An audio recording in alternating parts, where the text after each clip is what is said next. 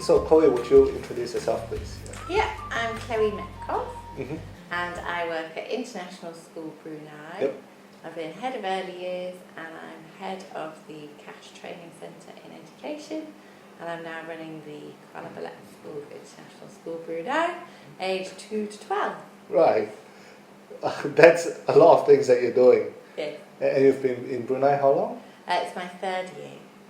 Third year. Yeah. Wow, we've met for 3 years now. Yes. When Alana first came to school. Yes. Wow. It seemed a long time ago. Yeah, well, time flies. It does. What's it like coming to Brunei? Are you enjoying it? We've loved it. We've really loved it. We came to give opportunity for our children. Right. Because we were in rainy Manchester, and they were surrounded by people who'd never really travelled much before, and so we really wanted to broaden their horizons and see what the world could offer. So we came purely to help our children have broad horizons, and it's worked. So we've come here, we love the jungle, we love running around, we love the heat, we love not having winter. Right. We love going to the So winter you don't wonderland. miss white Christmas? I don't personally, no, because it was never waxed, it was grey and it was drizzly. But my daughter Emily, she misses the cold seasons. Right. So we're going back for Christmas this year. Oh, wonderful. When are you going back? We're going back on the 7th of December, or 8th of December. Okay. Yeah. Okay. For the whole month? For the whole month, we're going to see all our family, because we do miss them a lot. Would there be snow? There won't be snow, no. So you've got 3 kids? Yes. Yeah. Yes. Let's warm up by talking about them. The easiest of all. Right. They are the easiest, aren't they? So Naomi's 5, and she's in reception with your Alana. Yep. And then Emily is 10, and she's in year 5. And Benji is 11, and he's just started high school, so he's in year 7. And both of you are so young. I'm not that young, I'm 42. No kidding. And Josh is 43. I think it's just turned 44. Wow. Yeah. That is a surprise. I've really? always thought that you're 10 years younger than me. You should just look at the grey hairs, it'll give me a Non-existence. Yeah, so there you go. You have 3 wonderful kids, whom I think all have one thing in common, the very calm temperament. Oh, yes, I suppose they do. We believe in we don't have a religion. Right. The closest we have to a religion is love. Santa Claus. Yeah, no. It's love. So we very much believe in just engulfing our children in love, so that they have that solid foundation. Mm-hmm. And yes, I think that brings with it a calmness. Really? Yeah, I think so. And Alana and Naomi, same age. Yes. But it seems when we Alana speaks English at home. Yeah, obviously the very different kind of English than you do. But language aside, she seems to be year ahead in terms of the level of maturity, level of thinking. Is it something that is by design that you train her to be? Or because you're an expert, that's why she is so advanced? Well, I do think the solid foundations do give her an advantage. I don't think we love Alana any less. You do love Alana a lot, and I don't want to compare them either. Right. Because something very important to understand is that between the ages of 0 to 5 in particular, and between the ages of 0 to 7, children's development stages are very different to each other, and it's no judgment on the child, and it's no consequence of what their long-term development is going to be. Right. So, for example, I was taken to the doctor, age 4, because I was so slow at my realisations. I was on the bottom set in class. I was a daydreamer. I had to be put at the front every time the type teacher was doing something. I was admonished all the time for not listening, and they thought I was deaf, so they took me to doctors to see what was wrong with me. Wow. So I was, covered in love, and I had lots of older siblings to model learning and education. So there was no reasons for me to be slow. Right. But it's just my stage of development. I wasn't ready. So I was taking it all in, but I wasn't Look at you demonstrating. right now. Yeah, and then I was head girl. I got the highest GCSEs in the school. Wow. You know, I succeeded in lots of ways. So it's not a bad thing? It's not a bad thing if a child's not at the top of their game or doing massive exceeding attainment at this stage at all. So, for example, Amelie, my middle child, she was reading Roald Dahl books, so big books in reception, and so she was very much exceeding in her literacy, comprehension and reading. Right. Now she's 10, it's levelled off, so she's still doing very well in her English, but she had lots of other aspects of her learning that she wasn't doing so well in, and she really needed to consolidate and improve in those areas. So, for example, her hand-eye coordination and her personal, social, emotional interaction with children she really needed to work on. And so there was absolutely no concern from us or her teachers, to be fair, and her handwriting she needed to work with that because her fine motor wasn't there. But now she's 10, it's all caught up, so she's really levelled off, and it just shows that just because somebody's exceeding at 5 doesn't mean that and somebody else isn't going to exceeding at 5, that doesn't map out their life. It's very comforting to hear for I think 90% of the parents who are very much, you are in a tiger mom territory, isn't it? It's competitive parenting, and it can impact on the children. If you remember when you had your little babies and you were going to little play group, there was like, oh, mine's sitting up now. Oh yes, mine's sitting up now. And, oh, isn't yours walking yet? It's not very supportive. Whereas when they get to 2, nobody remembers who was walking first, and it doesn't matter who was walking first and who wasn't walking first, because you can't really tell. So when they come into playgroup on things, because we run a playgroup, you can see that some are walking much earlier than others, and then by the time they get to kindy, I can't look at one child and say that child was walking 3 months before that child, and that parent felt very pleased about it at the time, but it makes no difference now. And the same is true when we are adult. Yes. You know, we don't look back and say, hey, at age 5, how fast are we in terms of whatever development it may be. And I don't put on my CV that I was on bottom set when I was 4 years old. It doesn't make the slightest bit of difference. It makes no difference. What's really important and what can make a difference is how we as adults treat those children who aren't doing what we'd expect them to be doing for their age. How should we treat them? We should make them be reassured and help them know that whoever they are at the time is extremely important and very acceptable and very loved for it. So it's effort I always praise. So I always praise the effort rather than the outcome, because it's the process more than the product that we emphasise.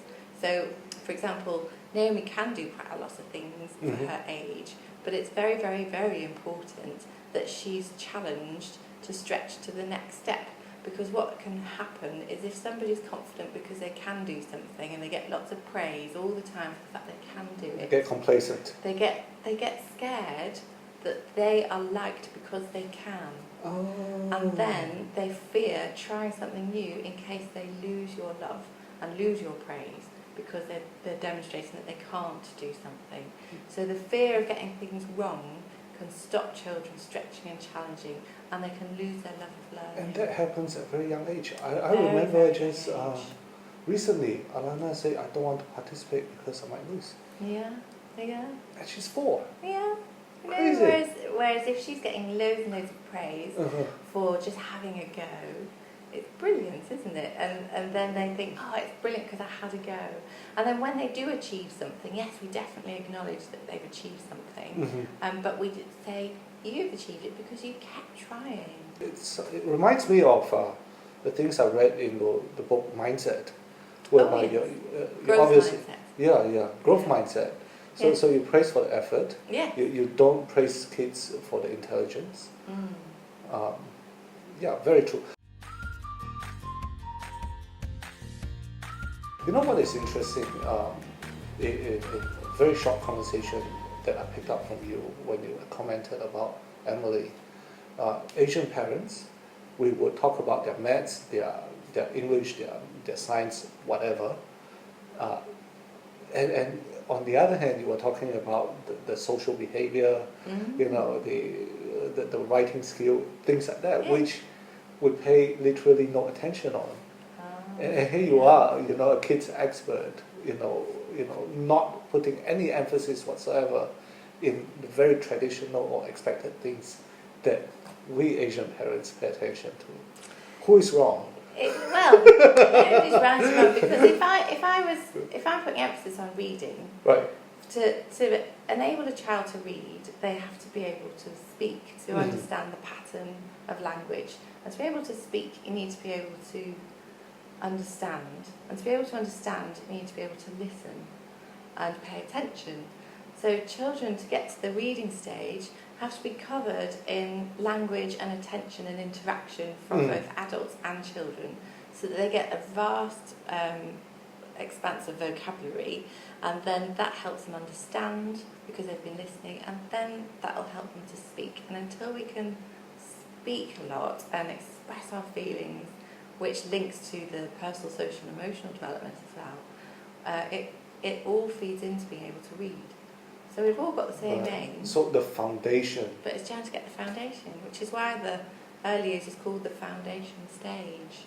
Right. Like, you know that if you're feeling stressed or unhappy, or there's something on your mind, like, or for a child it's where's my mummy, but for us it's I've got to pay the bills, or my etiquette penalty. Yeah, etiquette penalty. If that's playing on your mind, it makes you less productive. Absolutely. And long-term stress is programmed to literally shrink adults' brains.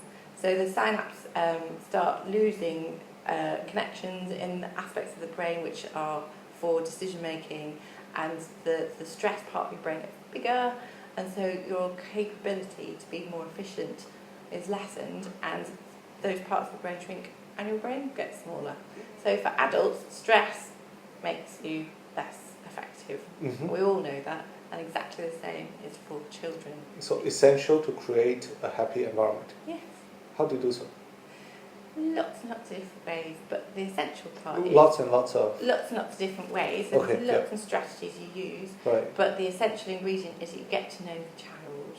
Okay. So if you have that bond with the child can make an attachment to you. And once they have that attachment, they feel really safe. And then you get to know the child, so you understand what they like, what they don't like, how they prefer to play, what interests them, and what they find tricky, and what their next steps are. So the key to all learning, is from a teacher's perspective and from a mummy's perspective, is to get to know the child. And by getting to know them, you're investing time and you're cherishing them, and they feel that nurture. They feel loved. I noticed you didn't mention toys. Toys. Yeah, well, children can play, children play with a shoelace in a cardboard box. You buy amazing toys of plastic and they just throw them around, and then as long as they're doing something with you, that's what they seem to cherish most. Really? I think so. And then with each other as well. So From a home setting, it's so lovely to have that bond, isn't it, between parents and carers and children. And then as they develop, they love learning from children their own age as well. So mix them up. Yeah. Socialise them. So I think Naomi having older siblings has really enriched her life. Does it speed up her learning too? I think it does. I think Amelie, because she's only 18 months behind Benji, really benefited from having things modelled by her older brother, and I think that really helped. And I see that in the learning environment at school, you can see that children are always observing from each other, and they can relate to a little child putting their shoes on more than they can relate to an adult putting their own shoes on. So those links can really help playing with people their own age. I wanted to comment that I'm constantly surprised by the amount of new words that Alana uttered out, and I would suspect there's spillover effect from her best friend Naomi, which is a spillover from your parenting. So I must say thank you. Words that I don't even use. It's lovely though, isn't it, when you hear words that they don't use. So the other day, we were just talking. Who's your favorite daddy? Josh. breaks my heart. So if you don't like me, no, you got ugly hair. Oh, she probably knows what strings to pull to get you going. Yeah, I've got Doritos in front of her. She'll say anything to me. But children are amazingly intuitive at knowing what to say for a reaction, because so many children just want attention and they don't really discriminate between positive attention and negative attention, and they're very intuitive at seeing cause and effect. If a child gets lots of attention for doing the wrong thing, they'll carry on doing the wrong thing because they know they get attention for it. It might be people being annoyed with them, obviously, because they're doing something to push people's buttons to get them annoyed, but it's attention. So children are really good at working out how to get Especially attention. girls. I think boys as well. Betty's very good. Yeah. So I think if she knows it gets your attention.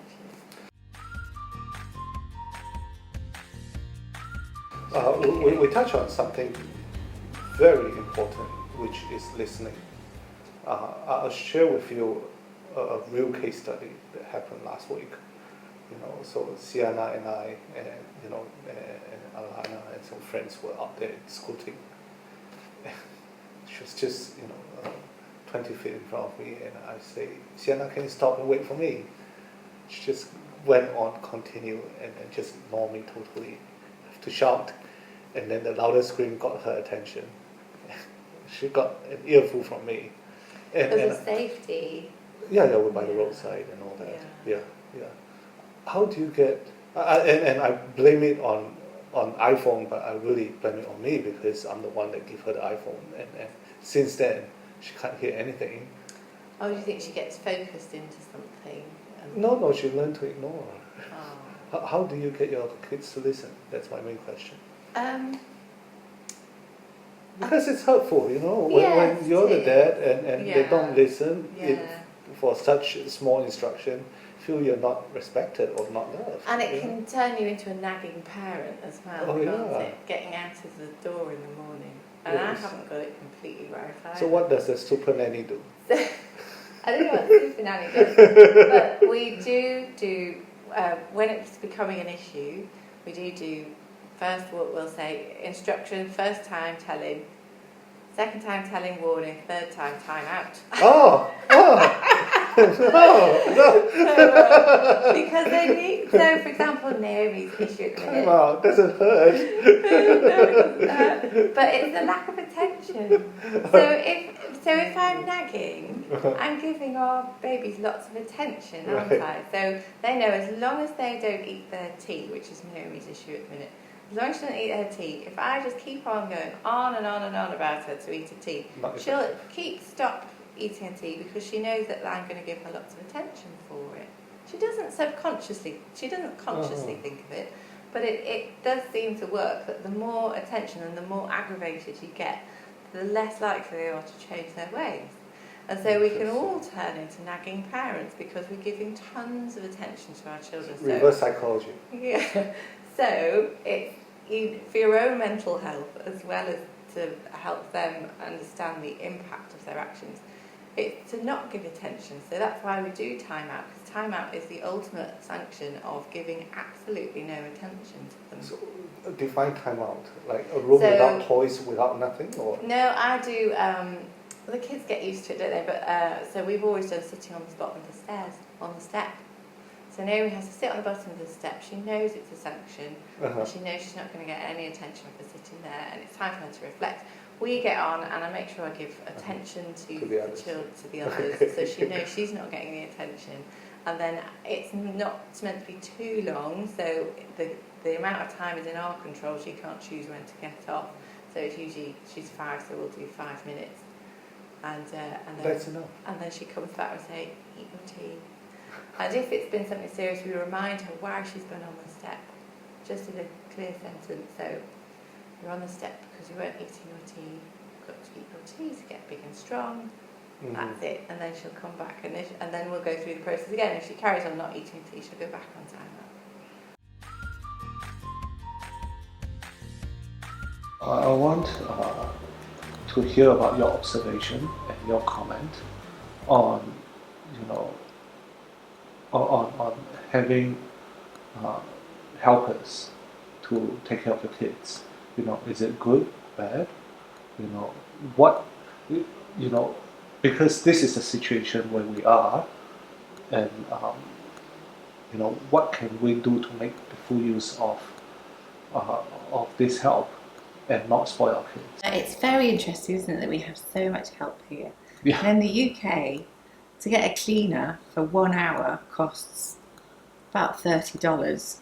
So it's amazing that you can get such affordable help here, and help from people who genuinely love our little ones. We've been very lucky, yes. Yeah. So we don't have an AMAR, so because we believe that from my personal perspective, that we care for our children and our children take responsibility. Mm-hmm. But I can certainly see the advantages of having care, because it makes your life as a grown-up. I'm quite sure there's a lot of temptation. There is a lot of temptation. I wish I could go out on a date with Josh or things like that. Oh, we get babysitters. Right. Yeah, we get babysitters, which is or really come nice. home with a dust-free home, mess-free home, Yes. things like that. Or having the toys that make sense, because we've got one bit of toy here and then the other bit's over there.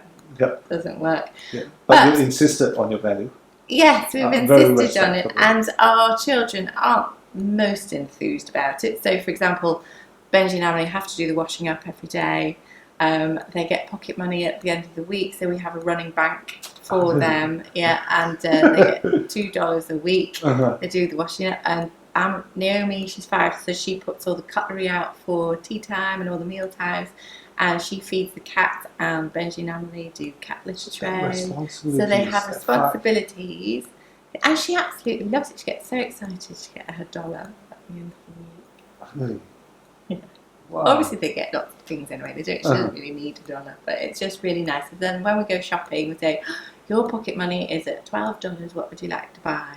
So it gives her that responsibility, understanding that she's rewarded for it, and also gives her understanding of monetary value of things. Absolutely. As well. So it's really helpful. So from a professional perspective... Fire the maids.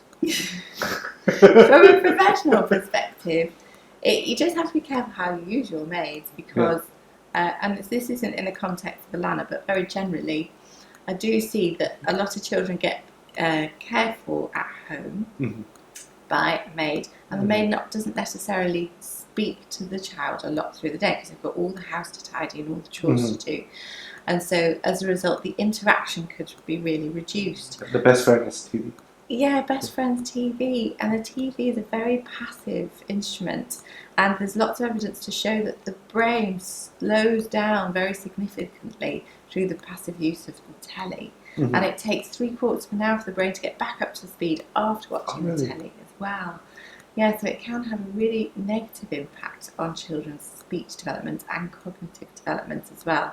So there's lots of research to show that interaction and doing active things is a much better use of our time. And so if you do have an AMAR, it's really important that they do that with your children, particularly under the age of 5, because your brain's born with lots of brain cells, but not the connections between the brain cells. And so the brain is still forming, it hasn't formed. And so children have to do a huge amount of interaction, active learning, and holding things, lots of sensory development, so that they can make their understanding of the world, and watching other children interact or watching other adults interact with them. Hence the difference between Alana and Naomi. Not comparing. Not necessarily. You are comparing. But no. I think it's factual. What you just said. Well, there's lots of evidence to show that that's the important thing to do, is interaction, and lots of language-rich environment, we call it. And the other difficulty in Brunei is there's not a lot of play groups. So there's not a huge number of opportunities for children to interact with others. But the brilliant part of Brunei, we've got extended families. Oh, yeah. So we've got lots and lots of people giving those children security, and lots of children who they are in a trusted environment with straight away. So that's brilliant. But I do find that we're getting quite a lot of children who have very limited language understanding.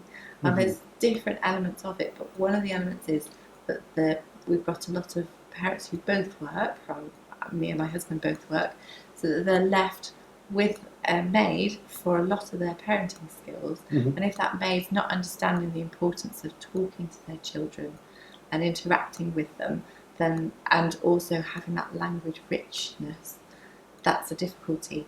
So we've got a lot of maids who don't speak first language English, and they're instructed to speak English to the children, so the children's vocabulary is shrunk. Absolutely. And there's lots of evidence to show that the wider vocabulary you have, the better your cognitive development, and the wider vocabulary you have, the more money you're going to earn. They've directly linked vocabulary to wealth in American studies. You can see that if somebody's not speaking their first language, the number of words that they know shrinks a lot, and so the number of words your child's exposed to shrinks a lot, and then the amount of cognitive development that happens shrinks a lot. So you pay a price for convenience? You can do. It's just how you manage it. So, for example, I tell all the parents in admissions interviews that both the parents and the maids to speak their first language to their children, because it doesn't matter if it's not English.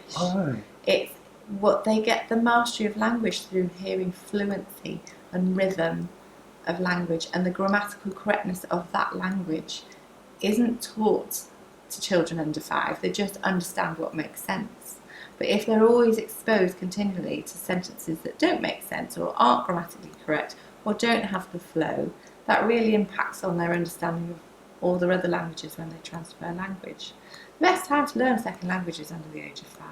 And if you don't hear tonal language under the age of 7, it's very hard to learn tonal language afterwards. Oh, really? Yeah, because they get to understand what it's supposed to sound like. So there's 2 aspects to it. Speak your first language to give them the broad breadth of vocab, and speak your first language to get the rhythm and the fluency and the grammar.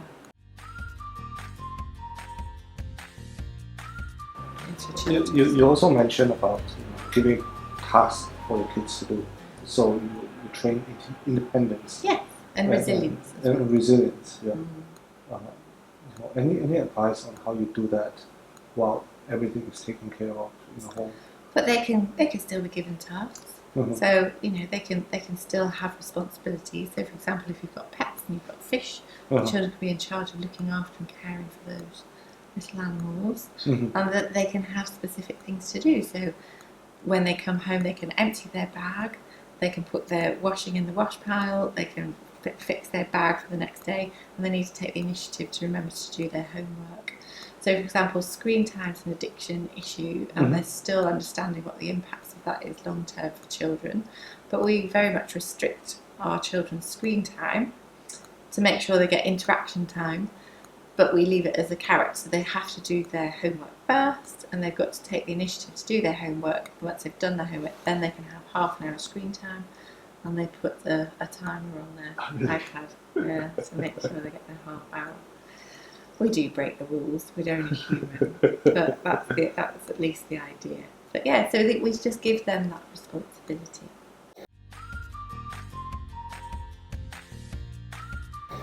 So describe to me what goes on at home with both parents working.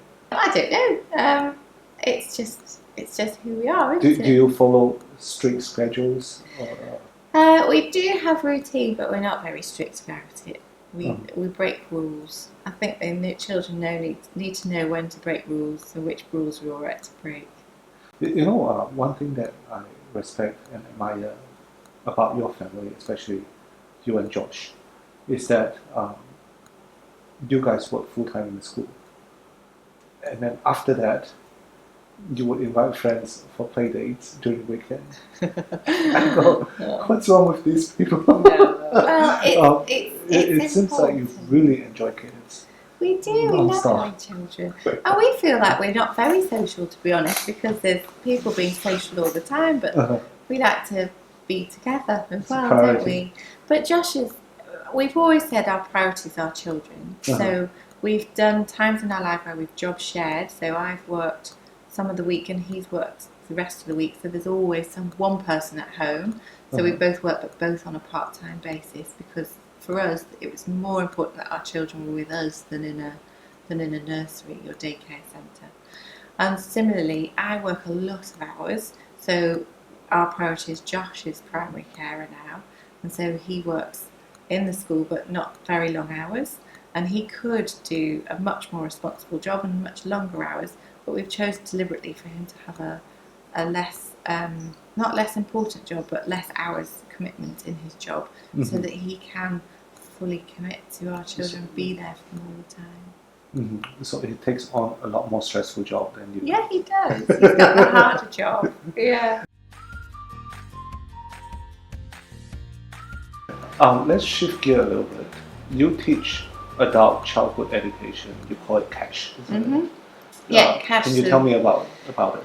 Yes, so CASH is the UK gold standard institution that gives out qualifications. They work very closely with the government, so they're the council for awards for child care, health and education. I get so used to calling it CASH, I forget what it's meant for. Council Award for Childcare Education. And healthcare education. And healthcare education. Yeah. What does it entail? So there's an awful lot of qualifications and certificates and diplomas. I teach for the early years educator. So once you're an early years educator, you can run your own nursery in early childcare. So it's effectively a teacher qualification for adults, for children under 5.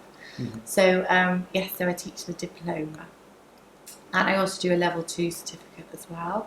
And then there was lots of demand for it. So I've extended it to giving qualifications for children, people who want to work with children over the age of 5 as well, so supporting teaching and learning in school. Do you need to want to be a teacher to learn it?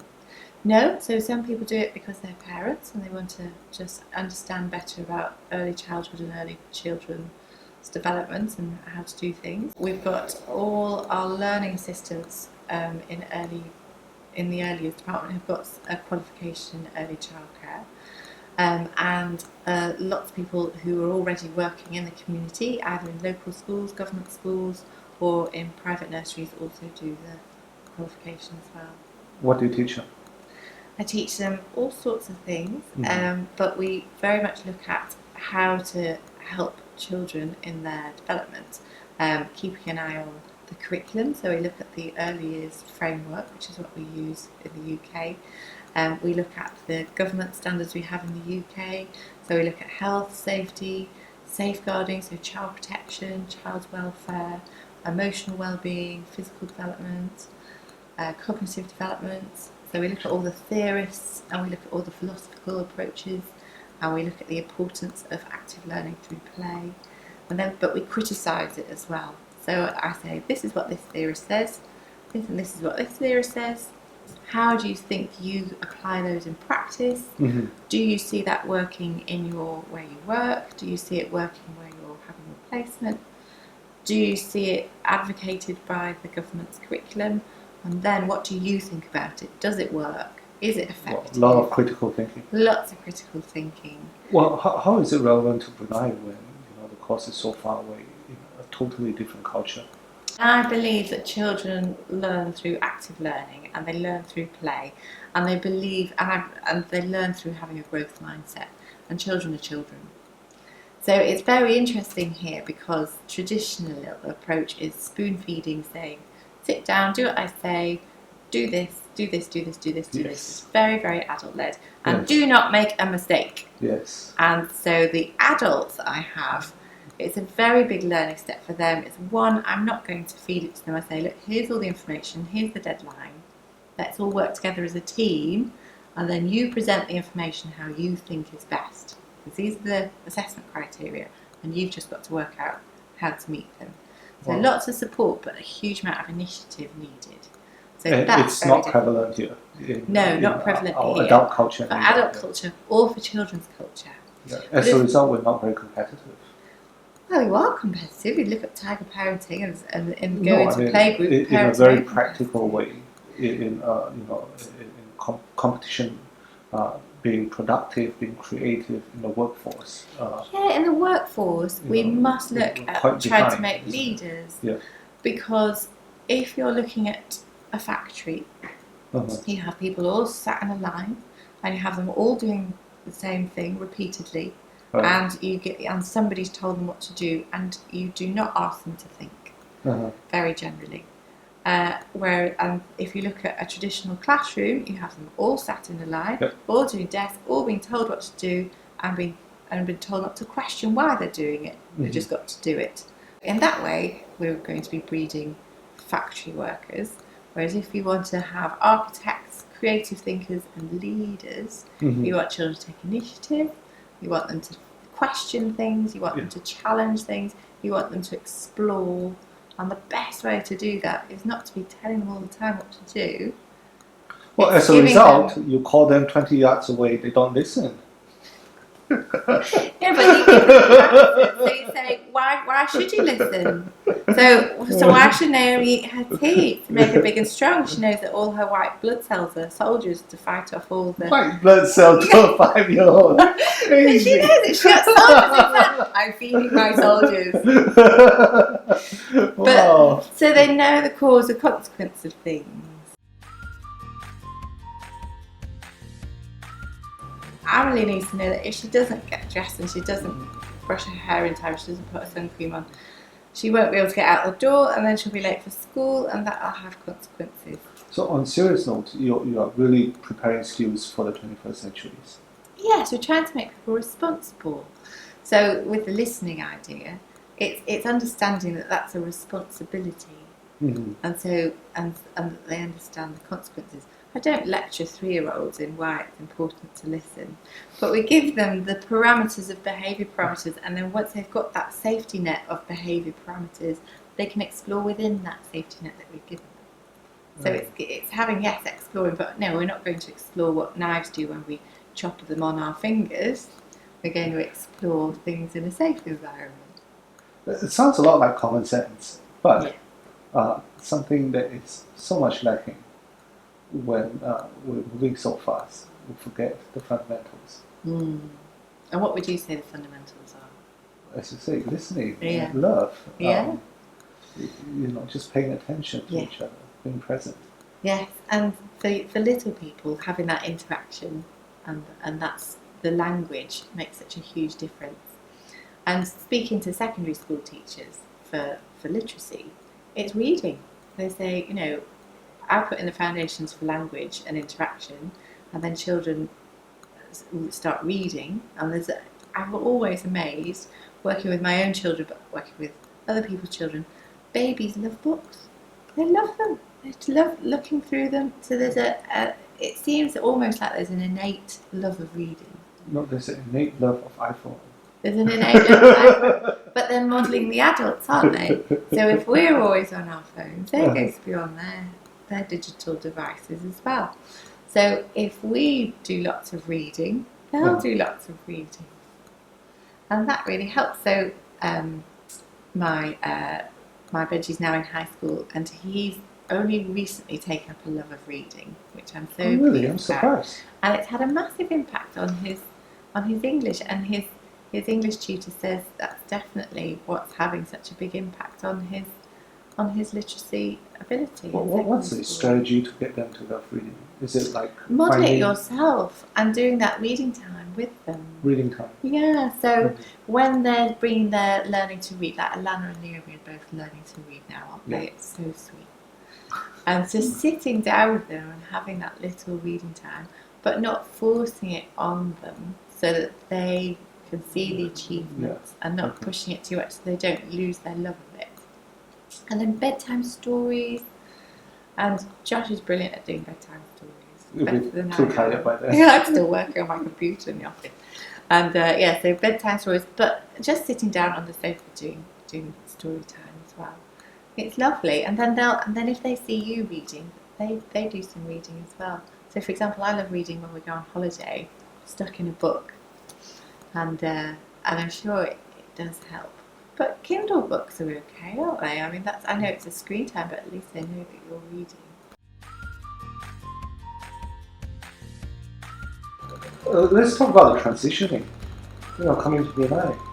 And you mentioned that in Manchester, you guys never left overseas for work, obviously. Yes, we've been living in Manchester about 15 years, and we'd had our children had gone into a nurseries and gone into school from the age of 3. They'd never moved schools, they'd never moved house, never, and they'd been surrounded by family and friends. So that it was a big change for them, it really was. But yeah, was it scary? It wasn't scary, but we were really pleased that we deliberately didn't put Josh into a job in the first few months because the children needed a bit of settling, because it is a big thing for them, and they took it on really well. I mean, Naomi, she was only 2, so she was at home anyway, with Josh all the time, and then Amelie and Benji just took a little while to settle into friendships and stuff. Right. So that was quite big for them. But they did really well. I think as grown-ups, it's quite tricky because I hadn't realised how much I cherished all my friends, and I'd accumulated lots of friends over a long period of time. Back home. Yeah, and it's easy to have lots of friends, but to have deep and meaningful relationships takes a lot of time. And we knew that we'd be removing ourselves from them and we'd have to make new ones, and that would take time. Was it a difficult adjustment? It was, I think, yes. When we went home after 12 months, it was wonderful to realign with everybody and realise that it was if we'd never gone in the first place. It was really nice. And then when we came back after our 12-month little holiday, it was lovely because we were reinvigorated and realised that we did have friendships here. Oh. And it's interesting as well because all my friends at home tend to have very similar mindset to me, and we have similar opinions and views. And it's lovely. It's like my own little algorithm, isn't it? You're kind of sheltered from people who think different things. So here I've got friends, really good friends, who I never would have had in my circle before. Totally different. They're so different. So I think it's been really good because it's we're talking to each other. We're talking to each other. But it's not just different cultures and different academic backgrounds or different professions. It's different viewpoints, different political stances and all that kind of thing. And I find that really interesting that I've embraced all those differences and found really good friendships through it. So that's been good for me. What advice would you have for expats, moving from countries to countries with children? With children, I think the younger they are, the easier it is. I think they're much more, they don't have so many expectations of what life should be like. So I think change for a little person is much easier. I think it is important to give them lots of love and security at the time. But so having one parent stay at home. It helps, yes. But then everybody's different, and children are all different, and adults are different as well. I think some adults will go completely nuts staying at home. But my lovely Josh has a wonderful temperament of understanding the value of his parenting, so it doesn't send him nuts staying at home. I don't think it does. And is it, I read somewhere that, or is it my own thinking, that, the more places that you're exposed to growing up, the more well-rounded, more exposed you are. Yes, I think you get broader horizons and you know what the possibilities are. So it makes you more effective when you grow up. Yeah, I think so. So our children in Manchester, I was, what would you want to be when you grow up? And they're like, don't know, might go to university.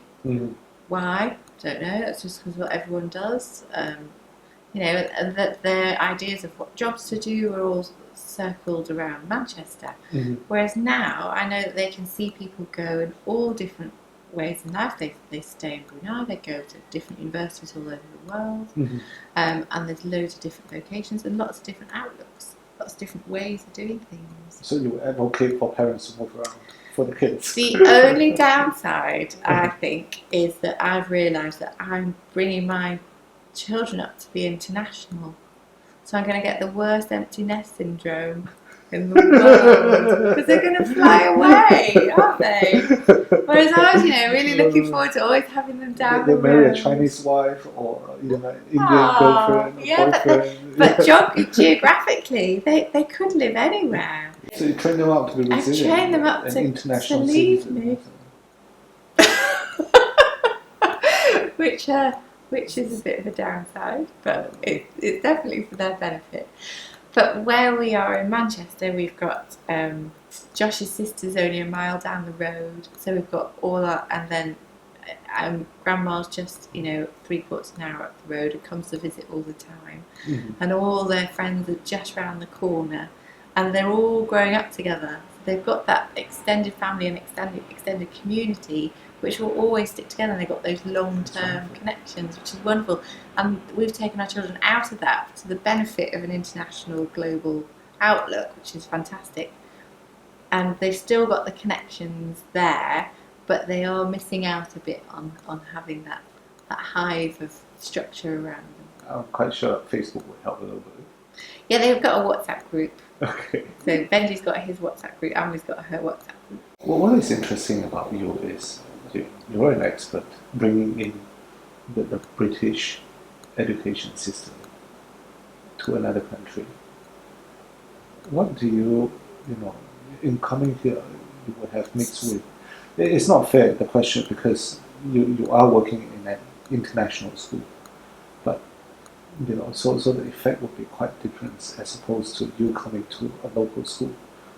But are there things that you learn from coming here that changes your perspective in education or in life? Because you come here, we are expected to learn from you. You're the giver. Yes. But did you receive anything in return? Oh, it's been an amazing cultural experience. In the UK, this is only my personal opinion, but in the UK, I feel the press have had a lot of influence over people's perspective of different religions, and they've attached war on terror to Islam very closely, which I really object to.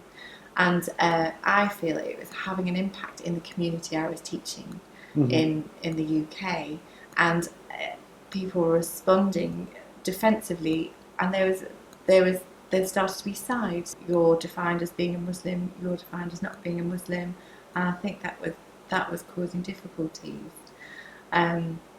which was gross injustice to both sides. And working in a community in Manchester, amazing people, but the press were influencing how people were perceiving each other, and I think that was really dangerous and horrible, breaking down communities. Here, people go, "Oh, you're in Brunei, there's Sharia law, etc. What's that like?" And I was thinking, it's amazing. Everybody's there's such kind, gentle culture of real open, friendly people, and lots of love and care, and children are cherished in this culture. So, and I wasn't expecting it not to be honest. So, as far as learning, yes, but I've been quite surprised at people's perception of it, and so I'm happy to tell everybody what a friendly place Brunei is. And there's lots of cultures within Brunei as well, because it has had an international past. The last part of our conversation, I'd like to bring it into more leadership conversation, because you are in a leadership role, and you are managing people of different ethnicity, different culture, different background, because you're working in an international school. Yes.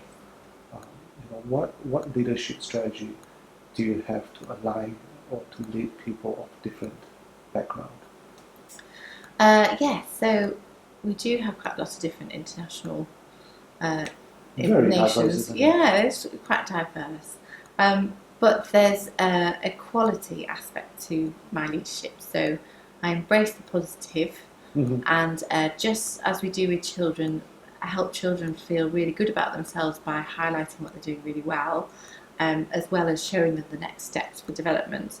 I take the same attitude and approach with adults, so do very much looking at people's qualities, praising their qualities, and so everybody feels, hopefully, the intention is that everyone feels valued. So leadership as a teacher to students is no different from leadership as a boss or Yes, or but a obviously manager you teach them as adults, not as children. Otherwise, Right. it'd be enormously patronising, wouldn't it? So I think But are there taking challenges with this? one thing I have done is talk to all the members of staff, saying what's important to you in the working environment. Mm-hmm. And it's interesting because there's aspects that people have brought up that I wouldn't consider very important, but they do. So I've put it in as a non-negotiable. Oh. So I said, what are the non-negotiables for our working environment? And one of them, funnily enough, was I really like people to say my name when they see me in the morning and say hello. And I was like, oh my goodness, if I've been saying hello to everyone, I'm not sure I've said their name. But one of them was, somebody was saying that they'd really like their name to be addressed by their name. So I was like, well, everyone, now we all know, So no excuse please, not to memorize everyone's name. So everybody now, we say, remember to say hello. And so it was really helpful process to go through, asking everybody what's important to them, and then putting it out for everybody. So it's not, I have to remember to say hello to that particular person. We say hello to everybody. So we blend what's important to everybody and apply it universally throughout the department. And that worked very well. You work in a very privileged environment. Yes. Privileged school. I mean, all international schools are. Yes. Huge amount of egos with parents and all that. How it's a question of customer service, and strictly speaking, it's customer service when one pays and all that in an education environment. But these are extremely high demand customers. How do you manage that? Well, you give good service. That's important. But you also make sure that every family is of equal value. It's very difficult. But you can. So I do a lot on trying to build relationships with parents because I think that's very important for the children. And I make sure every decision I make has the children's best interests We have over 1,000 students. How many students? Yeah. So in the KB branch, we have 126 students at the moment. But here, in the early years, I had 226 students. Yeah, but all up, as a school. But as a much school, bigger, you do have a huge number. But I think you break it down. You break it down your into own departments because it's important not to lose that community link and that community feel. Which ISB is renowned for. It is renowned for, isn't it? So as admissions, I did all the admissions for early years. And I love doing admissions, spending all that time. So much time. Yeah, it's very lovely though, but it's very, very important because you're setting the ethos of the school and you're saying how important it is to have that relationship with the parents. Details. Yeah, I think so. For our child to be happy, we need to make sure that the parents are happy. Mm-hmm. I don't know if you remember, when children first start and there might be a few tears and the parent has to leave and their heart's broken because their child might be a bit upset as they're settling in. But if I don't look after the mummy, her anxiety is going to go onto the child and the child's going to feel that separation anxiety even more. Tremendous amount of empathy. Which helps because you're a parent. But that's the key. Yes, I don't know how I was a teacher before I was a parent. I always feel like you shouldn't be allowed to. It's amazing. Only kidding. You do see such a different perspective. But looking after the child, you need to look after the family. And also, if the family have got difficulties or need to understand or can't get their child to bed or can't get their child to do the right thing, they'll feel vulnerable. And I think it's really important that if you've got that connection with the family, they can explain what they're finding difficult. Imagine and 300 people pouring out to you. But it's fine, that's what my job is, isn't it? My job's to fix crazy. things. So what I'm hearing is, if you're not passionate, don't go there. Yes, definitely. And it's a lot of hours, isn't it? And I do have to keep my own work-life balance, and that's what I find challenging. Because if I lose my connection with my children, I lose who I am, and then I'm no use to anyone. So I have to protect my work-life balance as well. But I happily help That's what I do. Well, on behalf of ISB parents, I must thank you for your dedication. Oh, But more importantly, on behalf of the community here, I think that you're helping to shape a better education system, and your work is very important. So, thank you. yeah, It's really thank you very much. Oh, thank you. Lovely learning from you this morning. Oh, my pleasure.